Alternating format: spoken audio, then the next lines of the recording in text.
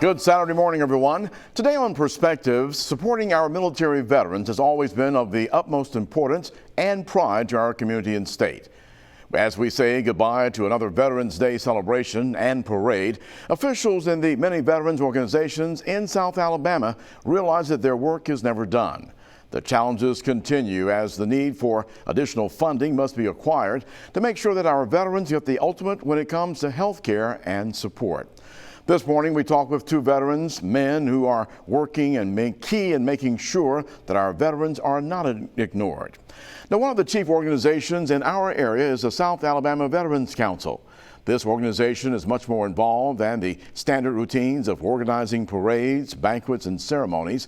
The South Alabama Veterans Council is designed to bring together representatives from many of the veterans groups in Southwest Alabama. They allow ideas, plans, and concerns to be shared and discussed. Officials of the council say that it is an informal but vital avenue to make sure that programs and initiatives to help veterans and their families are addressed both at the state and federal level. Well, this morning, our guests are Lou Lartigue, president of the South Alabama Veterans Council. Also joining us, Pat Downing, the vice president of the SAVC organization. Both men are actively involved not only on the local level, but as advocates to the state and federal government to make sure that the men and women who have sacrificed so much in the service of our country are not ignored. An update on our local veterans and the South Alabama Veterans Council when Perspectives continues in just a moment.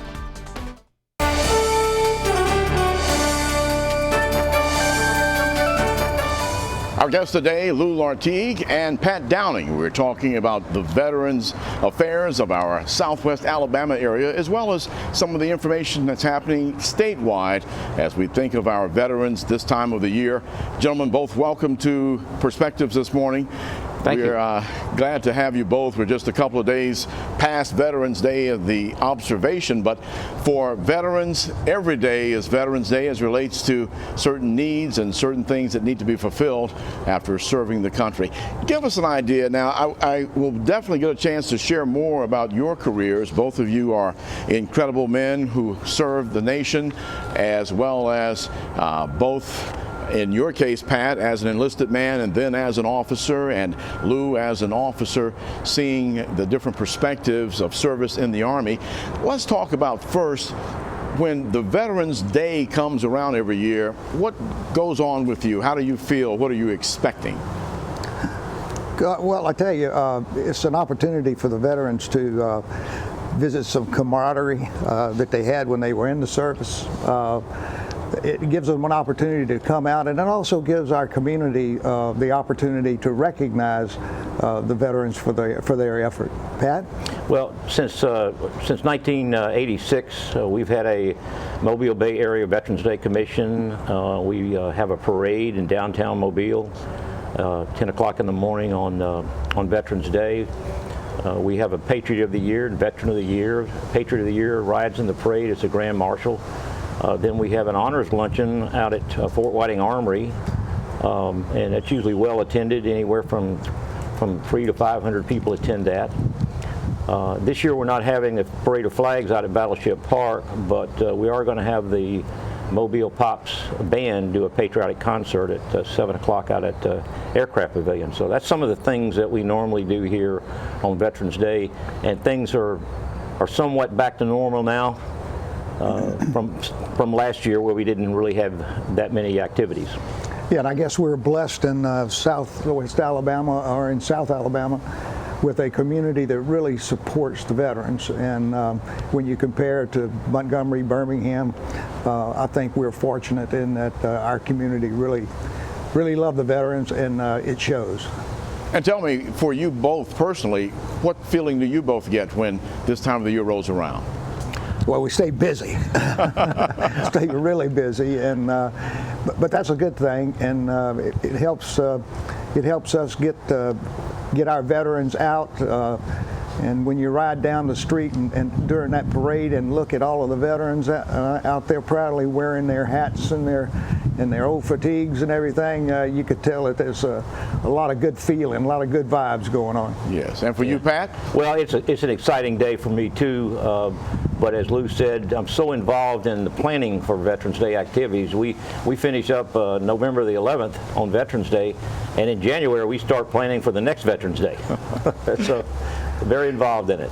Well, we appreciate both of you gentlemen, what you do and what you've done since both of you retiring from active duty. Well, let's talk about some of the differences, because we are blessed in this area of the state and of the country to where we have veterans still from the World War II period on up through Afghanistan and Iraq. Give us an idea, if you can, sort of a brief summary of what the expectations are for the different groups and how you are making sure that you are serving the different groups who have served at different periods of the last 60, 70 years.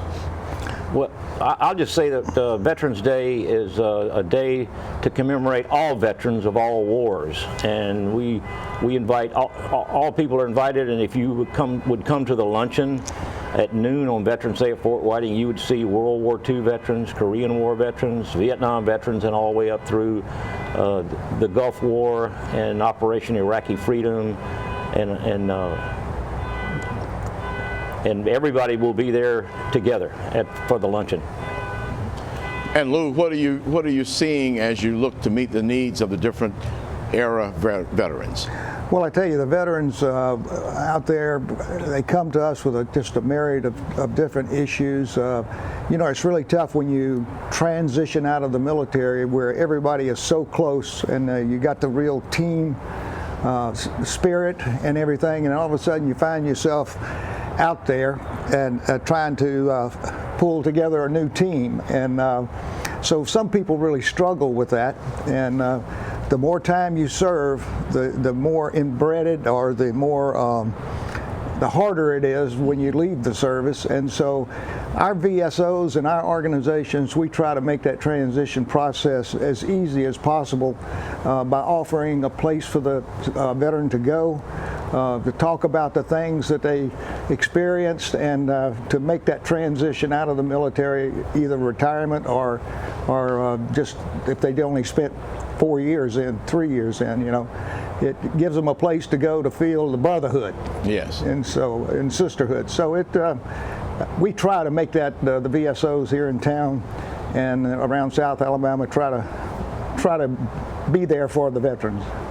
We're going to talk about some of the state things happening as Pat is serving in the state capacity, but let's go a little further into what the South Alabama Veterans Council offers. You all are the two top officers for the council. How is the local council meeting the needs of the veterans here in Southwest Alabama?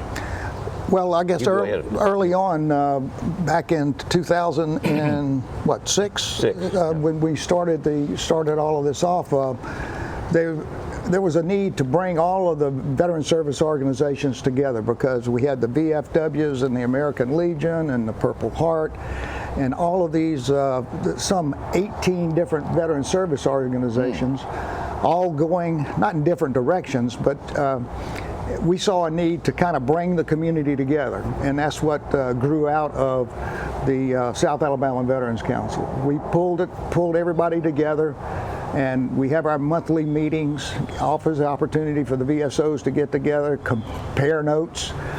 We have guest speakers come in from the VA and throughout the veteran community to talk about benefits, how to go about getting treatment at the VA, and different topics. And so once again, we just try to, you know, it's an amalgamation of all of these veteran service organizations getting together, and that's what we see as our mission, and we try to fulfill that. Pat? Yeah, well, we just attempt to coordinate all the activities that the VSOs are involved in. We have a monthly newsletter with a lot of information and scheduling of all events. As you can imagine, it's very busy around Veterans Day and around Memorial Day, some of the other special days of the year. And we coordinate those efforts so that people know what each other are doing, and we're not working at cross purposes. It sounds like it really has become a beneficial asset to the community, and especially for veterans to have the council now in action and bringing everyone together and that exchange of information. I know that I personally have seen you guys in action, and indeed it is a proud opportunity on those monthly meetings to see the veterans participating and sharing. We're going to take a break here, and when we come back, we're going to talk more about Veterans Affairs for our state as well as for our area here of Southwest Alabama, as our very special guests today, Lou Lartigue and Pat Downing, both veterans retired from active duty after serving great careers. Perspectives will continue in just a moment.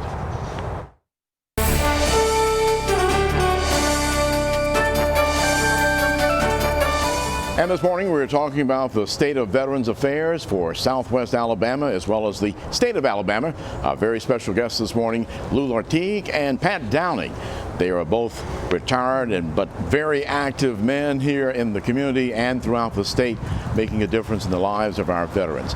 Let's talk about some of the things that are on the minds of our veterans today as we look at what you're hearing both at the local level and, of course, Pat, in the state capacity and the position that you hold.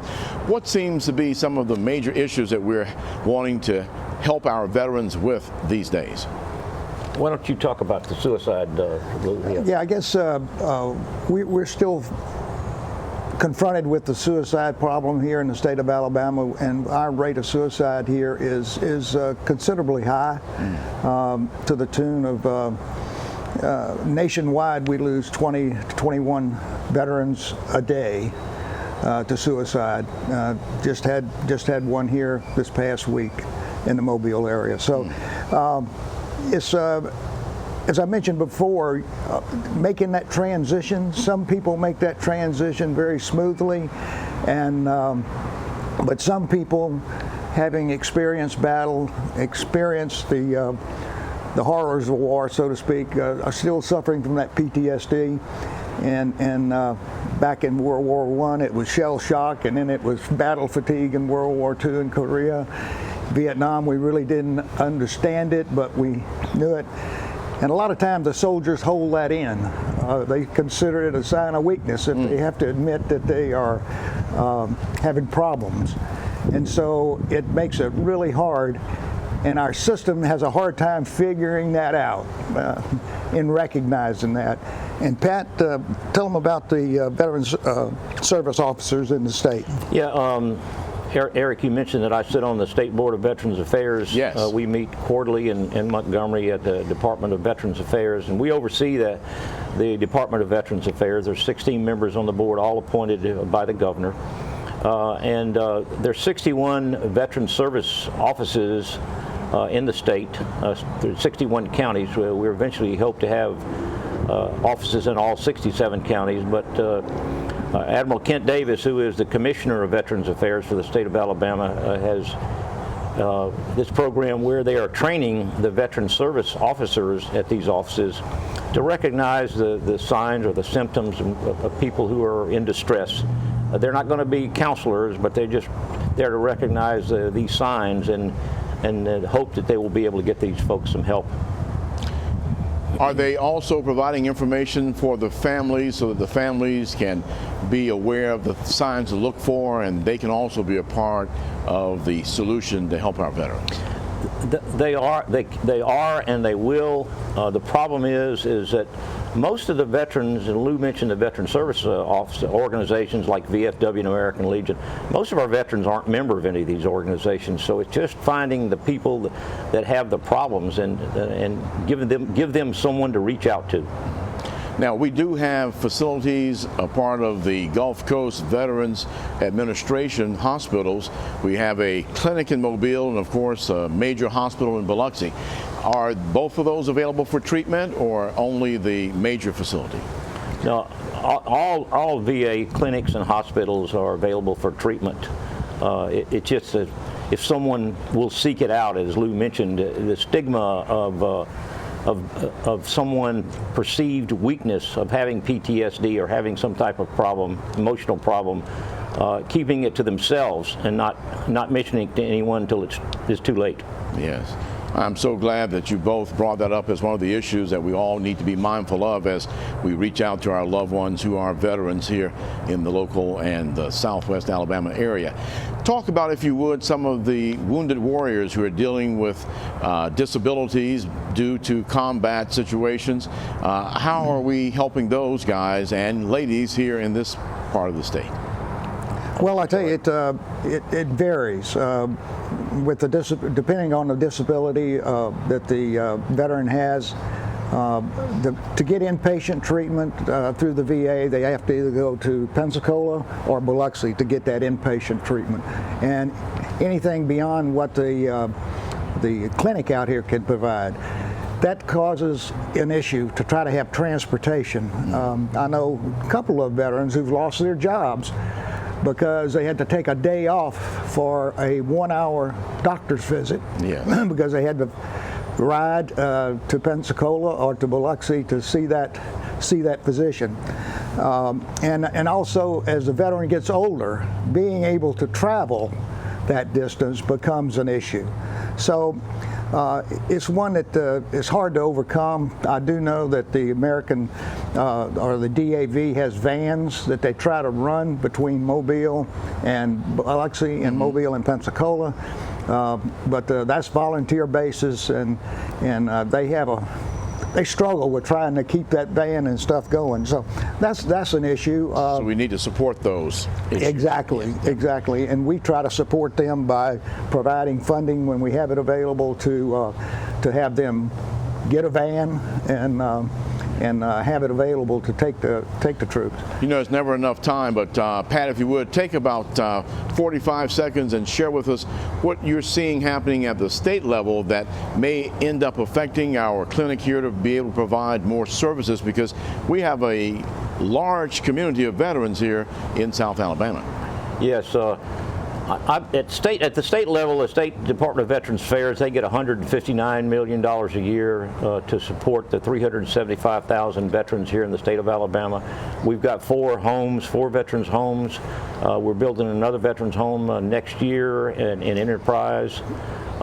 We also have the GI Dependent Scholarship Program, where we now veterans with 40% disability, their children can go to school, and the state pays for the tuition and books. We have about 8,500 students involved in that program right now. It's just for state-supported schools. We also has, I think as you know, our Alabama State Veterans Memorial Cemetery at Spanish Fort, dedicated December 7th, 2012, and we have close to 2,900 burials there already, and so the state is really involved in supporting our veterans. It's just finding those veterans that need the support.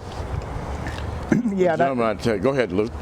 One thing I want to mention about the VA, we are constantly wrestling here in South Alabama with the VA, because we are actually the clinic and all the way from Arkansas to Panama City is under one DISN, as they refer to it, the VA.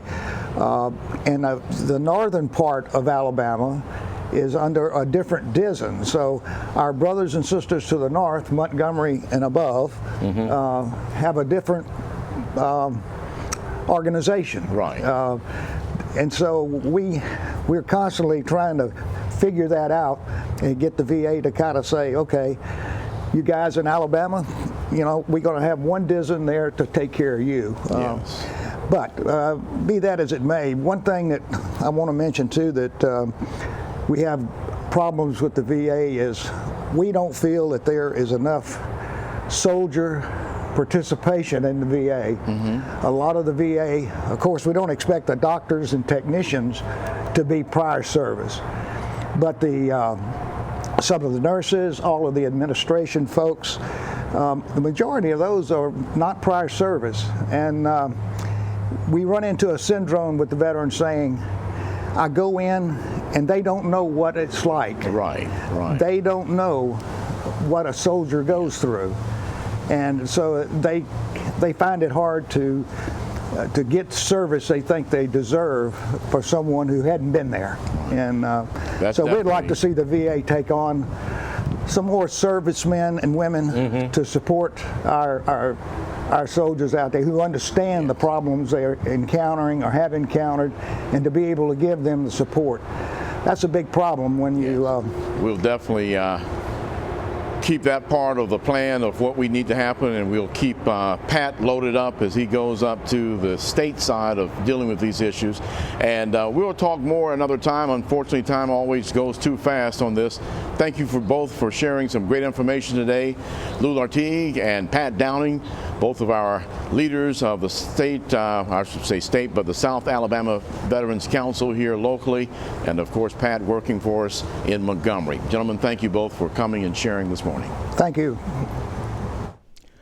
And for more information on what the South Alabama Veterans Council does, or if you'd like to sign up, there are no dues or formal registration requirements. You can learn more on the group's website and Facebook page, and the phone number as well to reach them is right there on the screen. They would love to hear from you. Next up on Perspectives, the last 18 months has probably been not like any other for many of us. The COVID-19 pandemic has caused and forced changes in our lives that we never expected. We've lost loved ones, dear friends, as well as folk that we just knew of. As the holiday season approaches, many of us will be without those people at the table, around the tree, and of course at the celebrations. We talk to counselors on how to manage grief and change. Well, please join us here next Saturday morning for Perspectives as we discuss those important issues and seek solutions. I'm Eric Reynolds, wishing you a great week ahead. Have a great day.